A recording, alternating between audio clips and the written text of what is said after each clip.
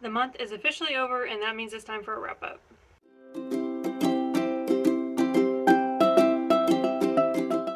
Hi, hello, and welcome back to my channel. My name is Alex, and today is the August 2024 wrap up. So everything I read in August plus the ratings. I feel like now that August is over, it's sort of like that push to the end of the year. Do you know what I mean? And I can already feel the stress coming on. I don't know why it's always like that, but now it's like it's September now, and like it's basically Christmas and like another month or something like that. Like it all happens so quickly, and I'm really not ready. I feel like summer just started and now it's like already over. Let's not lament too much. Before we get into it, make sure you hit all the buttons down below so you know when I'm posting. I post every week, and all we do on this channel is talk about books. If you like listening to people talk about books, here I am every week doing just that for you. Let's take a minute to go over my rating system real quick before we begin. 5 stars means best of the best. I absolutely loved it. I didn't have any notes. I had such a great time, and I will recommend it to anybody and everybody. 4 stars means I still really liked it, but I did have some minor issues, like maybe there were some pace issues, maybe there was a character I didn't like, etc. 3 stars means I didn't like it, but it was a subjectivity issue, which means it probably was just not for me. I could totally see somebody else liking it, but I didn't. 2 stars means I did not like it. I won't recommend it, and it had fundamental issues. 1 star is the worst of the worst. I absolutely hated it. I won't recommend it to anybody, and I will probably never read the author again. 1 star I kind of reserve for all my ick books, so like homophobic, racist, anything that promotes like child grooming, like in a sexual way, like in a positive light, things like that. Those are going to be 1 star books for me. So let's not waste any more time. Let's get into it. The first book I read in August was Don't Fear the Reaper by Stephen Graham Jones. Y'all, I did it. So this is the sequel to My Heart is a Chainsaw. I think I read that book. I think it's probably been 2 years now. I've been putting this book off. I really have, because it's been on so many maybe series, and I was finally just like, you know what? I want to read it. Like, now's the time. Let's do it now. Because I might want to put the 3rd book in the lineup for October. That would be great because I just finished this one, right? So, a little recap on My Heart is a Chainsaw. We have a main character, Jade, who is a teen in high school. I think it's her senior year. She's had a very messy home life, a very messy school life. She's going through quite a bit. And she is also very obsessed with horror films, like cult horror films. And when a serial killer or a bunch of serial deaths happen in her town, she becomes fixated on the idea that this killer is mimicking horror films. And like, it's very Final Girl, okay? Giving so many good Final Girl vibes. Absolutely loved it. This is also like indigenous folklore tied to it. I loved the first book. The second book, we're back in the town where all of this happened before. There is a very big time gap between where the last book ended and where this one picked up. Let me tell you, and this is partly my fault because I waited so long to read the second book. I had a lot of trouble sinking into this book. I feel like the opening 5 chapters were just so rough for me, just trying to like dig everything out of the archive and get back into the mindset of what we were doing. And Stephen Graham Jones really waited a long time to fill in the gaps of what happened between the time of the last book ending and this book beginning, because there is a really good chunk of time. I think it's almost like 4 years. It's a pretty good chunk, and it really took a while to get all of the story about what happened to everybody in that amount of time. So yeah, I will say that's probably my fault, one, because I didn't pick it up and read it closely with the other one. But then yeah, the pace at the beginning of this was pretty slow. But once we got rolling, once everything started up, it was a race to the finish. I could not get through this book fast enough. So many good gore moments. Stephen Graham Jones is a really great gore writer. There was so much really cool indigenous folklore in this that I just couldn't, like, when we first started, it was very much giving serial killer vibes. I thought they weren't even going to touch on the indigenous folklore this time around because that's kind of what we focused on in the first book. So I thought we weren't even going to focus on it this time. I was wrong, okay? There was some really good stuff. Also, this still had the very nostalgic vibe of cult horror films like the first book did, which is one of the things I absolutely love about Stephen Graham Jones. He's just in general a very nostalgic horror writer. But this one, like this series, I just love that vibe. I really hope that he continues it into the third book because it's just immaculate. I did this on audio. I will say the audio book I was not that happy with. It took me so long to settle into what they were trying to do with the audio. I really want to say it took me almost half the book to get really settled into the narration changes. I don't know why, because usually when they do narration shifts in other books, like when they have multiple narrators, don't have any issues. I had so many problems with this one. I don't know why that was so difficult for me, but it really did not work. And I was extremely disappointed because the first audiobook, I remember thinking if she does the second audiobook, I'm going to be so excited, and she didn't do it at all. She was not on the list of readers for this book, so I was like really disappointed because I absolutely love the work she did in the first book. So the audio was a lot for me, but I knew I couldn't do this a physical book, okay? Stephen Graham Jones is a very dense writer, very thick books. I just knew I couldn't do it.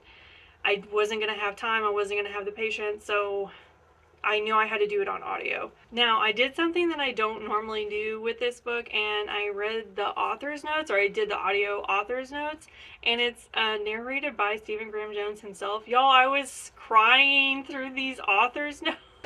It was just so beautifully done. So if you do the audio, just like hang on past the end and listen to him do the author's notes, or whatever the thank you section is. It was just wonderful. Like, he's a master storyteller. I love his style. So after I spent all this time gassing it up, I did only give it 4 stars, and that is because a lot of things, but these books, they're so dense, and I feel like this was so long in places where it didn't need to be. I felt like we were just sort of all over the map in this book. And on the one hand, I had so much fun. I had a great time. On the other hand, it took a really long time for me to start having a good time. I felt like the opening chapters, the opening half of this book was very dense, lots of concentration, lots of time on the page. And we weren't really getting a whole lot of places. The audio, again, did not work for me. I was really disappointed in that. But other than that, I thought it was really good. There were lots of twists in this book that I was not expecting that were perfectly timed and came out like so great. I think he did an amazing job. I'm excited about book 3. It's going to go on the October like maybes list for sure.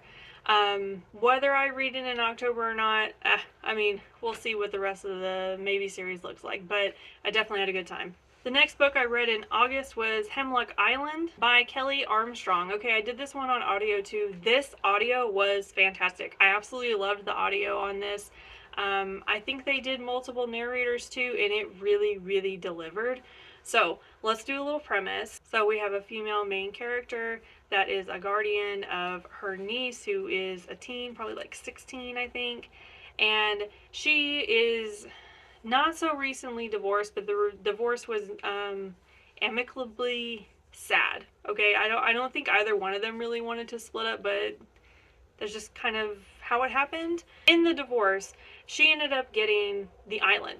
Okay, her husband literally bought her this island, and they built a house on it. So she got that in the divorce. But she can't really afford to live out there, but she doesn't want to get rid of it. So what she does instead is rents it out as like a vacation rental. So she gets a call in the middle of the night. The people that are renting it from her are all upset and saying that there's blood everywhere and like something bad has happened there. So she's like, okay, so she's diffusing the situation and she's trying to figure out like it's got to be some prank. There's been a lot of pranks lately. And so she's like, I just got to go up there and deal with it. So she takes her niece out there to go inspect the house. And before they can get there, her ex-husband shows up with his sister. And then their friend from college and her brother show up. And so they're all there and they're like, what's everybody doing here? And it ends up being like a big whole thing why they're all there together. But they're like, let's just go out to the island. Let's go see what's going on. Let's see if we can clear this up and just get out of here. And so they go out there, they start looking around, and things just don't really appear the way that they're supposed to appear.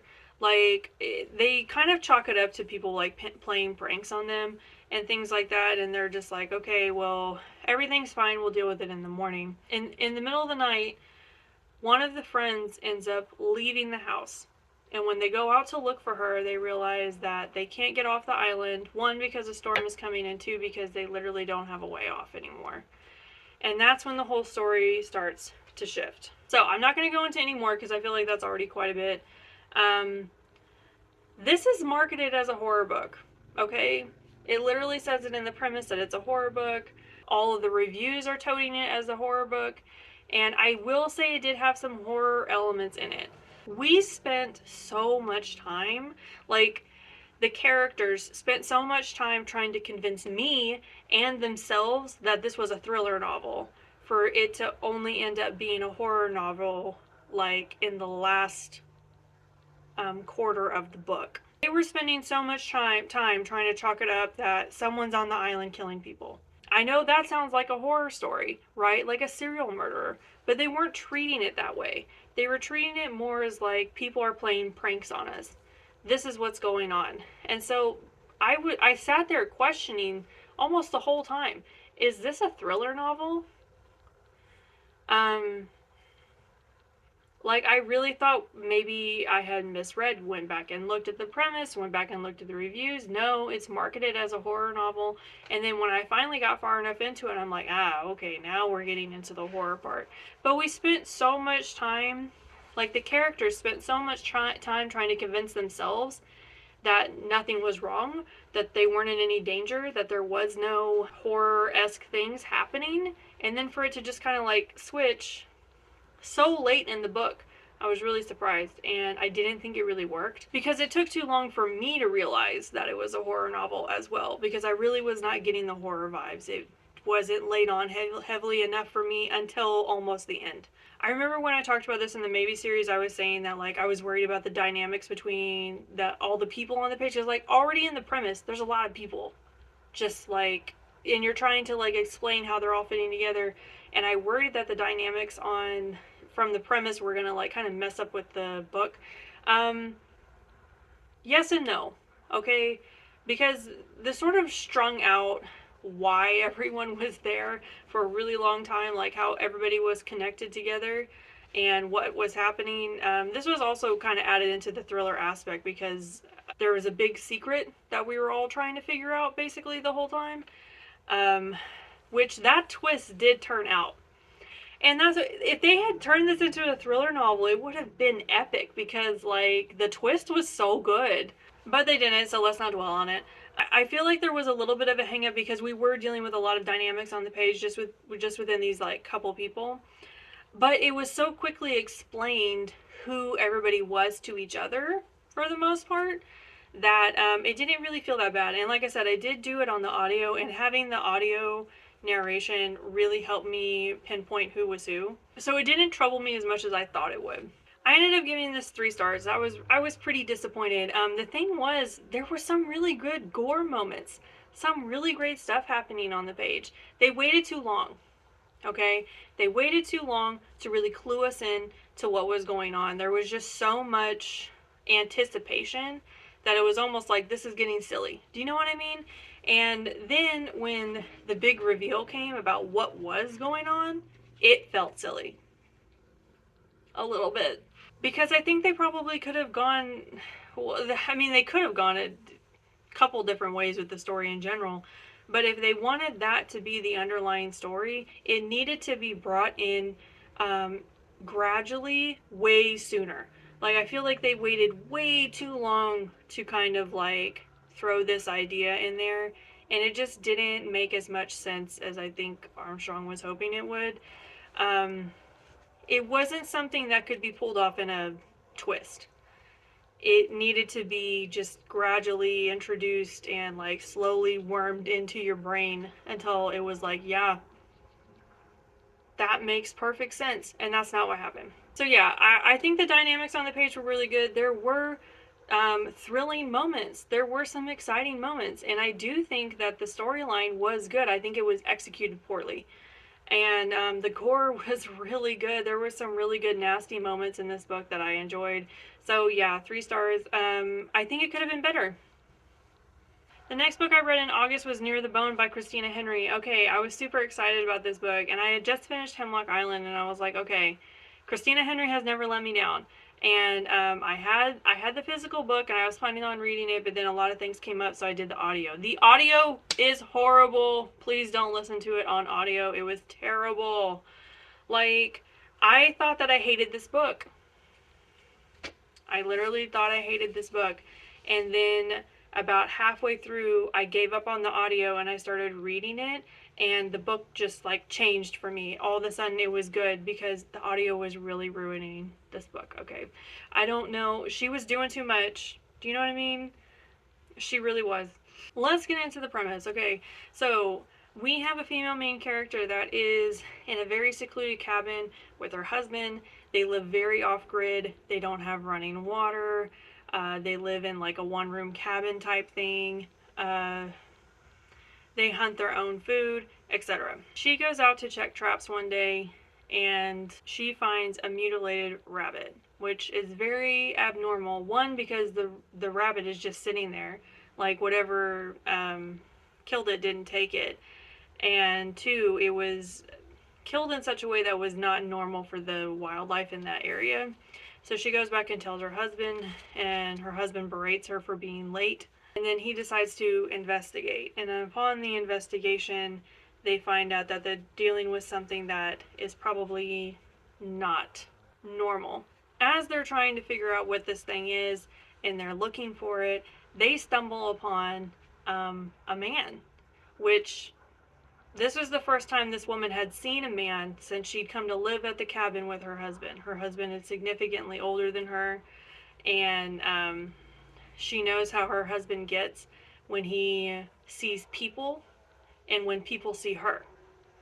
So now she has to figure out, is the most dangerous thing to her her husband that's dealing with people coming onto their property, or this mystical thing that's murdering things in the woods? Like I said, the audio was not very good. Don't do it. But the book itself was really good. And in true Christina Henry fashion, she really left this up to the reader's interpretation. I talked about this a little bit when I did the Little Red Riding Hood book. I'll put a picture of it here. She really did not get into it. She really did enough for you to form your own opinions about things, but not really dig too deep, which I feel like that's a double-edged sword. Like, sometimes I really hate that, and sometimes I think it's fine. I thought it was fine here. This book was so interesting because it played on psychological horror as well as just like sci-fi horror a little bit. And I thought that was a really interesting combination because I wasn't expecting it. Just to let you all know, this does have a lot of domestic violence in it, and it is very detailed. So if that's not something that you can read, I would skip it because it is very heavy-handed. We weren't just dealing with a horror novel in the like traditional sense either. We're also dealing almost with like a thriller at the same time. And I know I just kind of like bagged on Hemlock Island for being like that, but this was done in a much different way. A way that really made sense for the book and for the character. And we're kind of doing a lot of PTSD work in this book, and we're also getting a lot of repressed memories in this book. So we're getting a lot on this woman's life up until now, and like in the middle of this all happening to her, like the thing with her husband, the thing with the strange people on the mountain that aren't supposed to be there, and this creature that they're all trying to find. We're also getting like her story of how she ended up with this man in the first place. So it was a very interestingly balanced horror book. I don't even know if you'd call it a horror book, but I don't know what else you would call it because it can't be anything else besides that. The gore was also done really well in this book. It was all very quick. Everything was moving so fast. I could not put this down. Like, once I had switched out of the audio, like, I just blazed through it. I ended up giving this 4 stars, and that is because, like, I just don't know how I feel about it being marketed as a horror book. I think it had very good horror elements. I don't know that it was truly a horror book, though. But I don't know what else you would call it. I really don't. If you have read this book and you have an opinion on it, please let me know in the comments, because, yeah, that's kind of where I'm at with it. Again, Christina Henry did not let me down. I was a little disappointed that we didn't get a final reveal about everything, but, like, I've read her books before, and this isn't surprising for her at all. I think the ending was exactly what I wanted, though. So, yeah, it turned out. The last book I read in August was The Loop by Jeremy Robert Johnson. So this was chosen for my book club. This was my pick. It got, like, voted for and won. So I was, like, super excited. My books never win, by the way. I don't know. I guess I pick really weird ones or something, but my books, like, never typically win. So this was really exciting. The other exciting thing about this is definitely a sci-fi horror book, and it, like, fit in perfectly with what I was already reading this month. So let's do the premise. We have a female main character that is starting, or at the end, sorry, like at the very end of their senior year, they're all sitting in class together, and they're all kind of like, okay, we just have to get through these next, like, 2 weeks or something like that. While they're in class, one of the kids stands up and has, like, an episode and ends up severely beating a teacher, like, really badly. And right before all this happens, they sort of start acting really, really strange, and the students can hear something inside of this kid, like, humming right before he gets set off on this teacher. Cut to them all going to a party after this has happened and trying to, like, kick off the summer to their senior year and sort of put all this behind them. And while they're at the party, something happens, and all of a sudden, instead of it just being a cool chill night, everything has gone wrong. I really don't want to give you more than that. I know that's, like, the vaguest thing I've ever said, but I really don't. Like, it's such a complex thing, and I feel like if I tell you anything, it'll just give so much away, so I don't want to tell you anymore. This book was amazingly good, so gross. The gore was next level. Very violent book. Like, I was really surprised, because this is sort of geared for YA, because the main character, I think, is like 17. And so usually when it's, you know, a more YA book, they kind of hold back on the violence and the gore and things like that. So I was expecting this to be a little bit more tame. It was not, okay? It was not tame at all. There were so many messed up things happening in this book. So gory, so gross. Just, like, again, violent. Very violent. And right off the bat, like, I read the first chapter and I was like, whoa. Okay. It was a lot, okay? So if you don't like books like that, skip this one. But it was so good.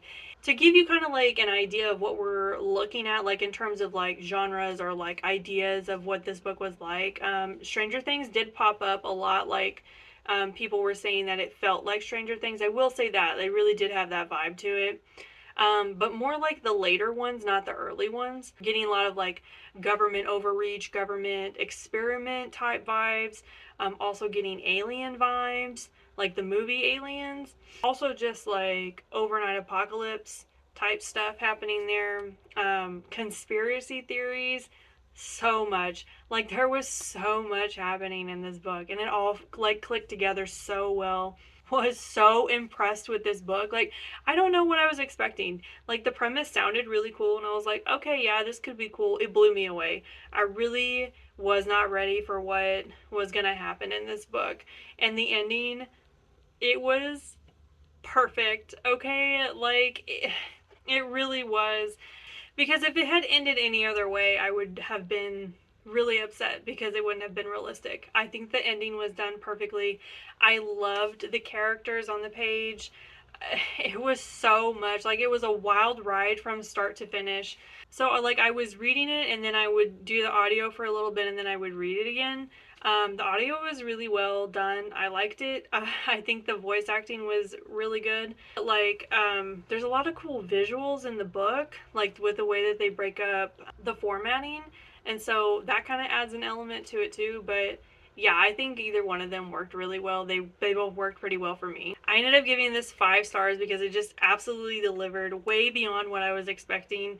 There were no plot holes. They tied it up so nicely, and I think it was just like perfect. The story about these kids, too, there was a lot of depth here that I wasn't expecting. Like, we really got into all of these people's stories, and I loved that. I love that we didn't just turn it into a horror book, okay? We're also getting a lot of really great rep on the page. We're getting lots of BIPOC and some disability rep in there as well. There was some sexual content in this book. It wasn't detailed though. It was more like talked about, you know, like teenagers talking about sex, as opposed to like having a full sex scene or anything like that. So like if you're wanting this for like a YA or like a younger reader, I think it was okay. It was like, I don't know, teens talking about sex and stuff. I mean, they all do that. But there weren't any detailed scenes or anything like that. So like no smut or anything. And there was some mild drug use and drinking. But like, yeah, they were at a party and that was the only time they talked about it. But yeah, I feel like the violence in this is surpasses anything else that is happening in the book, like along those lines. But yeah, this one really surprised me. Jeremy Robert Johnson is going on the return read list for sure because I'm interested to see what else he's got. Okay, that's all I have for you guys today. Really great month. It really was. Like, first of all, I got quite a bit of reading done. I am going to have to slow up in September. I said that on the last maybe series last week, but I am going to have to slow up in September because I'm already tired. But I think I got some good stuff in for August, and I was really excited. Like, the horror lineup for August really, like, got me going about what October could be like. So I'm already excited about October, and I'm already thinking about that. And yeah, make sure you hit all the buttons down below so you know when I'm posting. I post every week, and that's all I have for you guys today. If you read any of these books, if you liked any of these books, if you have some horror book recommendations for me, drop them in a comment below. I love hearing from you guys. But other than that, I will see you all next time. Bye!